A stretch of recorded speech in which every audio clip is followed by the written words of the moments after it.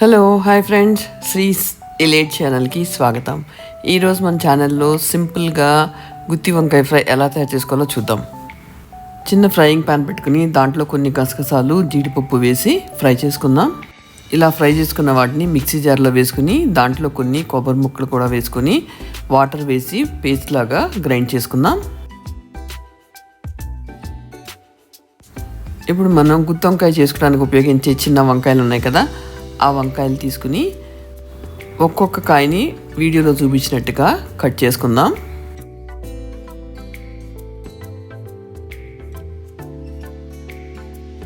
ఇలా కట్ చేసుకున్న వంకాయని లోపల నుంచి కొంచెం పార్ట్ వరకు తీసుకుంటే ఆ ఏరియాలో మనం స్టఫ్ పెట్టుకోవడానికి ఈజీగా ఉంటుంది.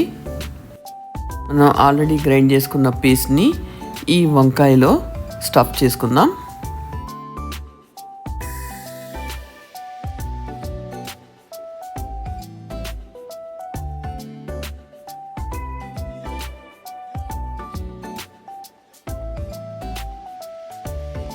ఇప్పుడు ఒక పాన్ పెట్టి దాంట్లో తాలింపు వేసుకుందాం.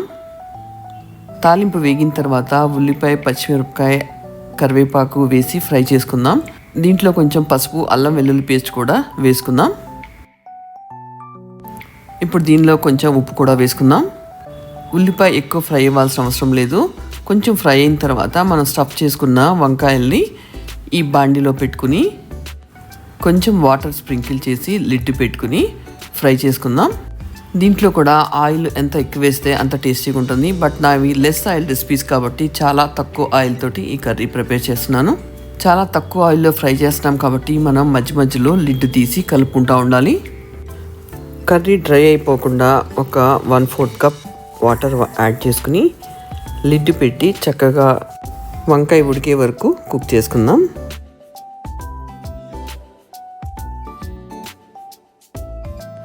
వంకాయ బాగా కుక్ అయిపోయింది అనుకున్న టైంలో 1 స్పూన్ కారం కూడా యాడ్ చేసుకుందాం.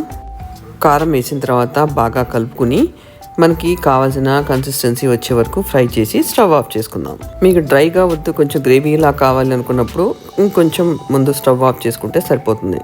చక్కగా మీరు ఒట్టి పీసెస్ కూడా తినేసేయచ్చు. ఈ వీడియో మీకు నచ్చినట్లయితే లైక్ చేయండి, షేర్ చేయండి, సబ్స్క్రైబ్ చేయండి.